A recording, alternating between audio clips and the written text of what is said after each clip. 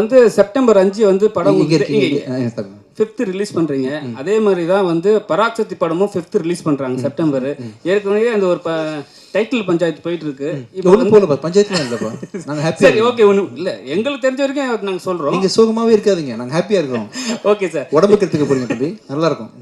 சரிங்க சார். இப்போ என்னன்னா அந்த அவங்க பெரிய படம் வரும்போது நம்ம தேட்டர் கொஞ்சம் கம்மியாக கிடைக்கும். ஸோ உங்களுக்கு என்ன உங்கள் பேண்டர்னா உங்கள் பெரிய தேட்டருக்கு நாங்கள் வந்து நீங்கள் எதிர்பார்ப்பீங்க. ஸோ எப்படி இதை வந்து சரி பண்ண போகிறீங்க? இல்லை, உண்மை சரி பண்ணுற மாதிரிலாம் ஒன்றும் இல்லைப்பா. தமிழ்நாட்டில் கிட்டத்தட்ட 1000 தேட்டர் இருக்குன்னு வச்சுக்கோங்களேன். அவங்களுக்கு ஒரு 600 தேட்டர், நமக்கு ஒரு 400 தேட்டர் கிடைக்கும். இப்போ ஸ்டில் கிடைக்கும், நமக்கு பிரச்சனை கிடையாது. இப்போ ப்ளஸ் பார்த்தீங்கன்னா, இப்போ எல்லாருமே ஒன்றா வந்தால் தானே உங்களுக்கு சந்தோஷமாக இருக்கும் இல்லையா? தனியாக ஒரு படம் வந்தால் நீங்கள் எப்படி உங்கள் பசிக்கு வந்து தீனி போடணும் இல்லையா? அதனால் என் படமும் வந்து இருக்கும், அவங்க படமும் வரும். ஒருத்தரை மாற்றி வெல்கம் பண்ணிட்டு தான் வரும். ஸோ இந்த ஒரே நாளில் வந்து ஒரு 4 படம் ரிலீஸ் ஆகிறது வந்து சகஜம் தானே. ஐ திங்க் மார்கன் ரிலீஸ் ஆகும்போது கூட வேறு படம் ரிலீஸ் ஆச்சு, டிஎன்ஏ ரிலீஸ் ஆச்சு, குபேரா ரிலீஸ் ஆச்சுன்ற மாதிரி எல்லா படமும் வரணும், மக்கள்லாம் பார்க்குறது சந்தோஷமாக இருக்கட்டும், எல்லா ப்ரொடியூசர்ஸும் நல்லா இருக்கணும். அவங்களும் காசு போட்டிருக்காங்க, அவங்க படமும் சரியான டேட்டில் ரிலீஸ் பண்ண ஆசைப்படுவாங்க.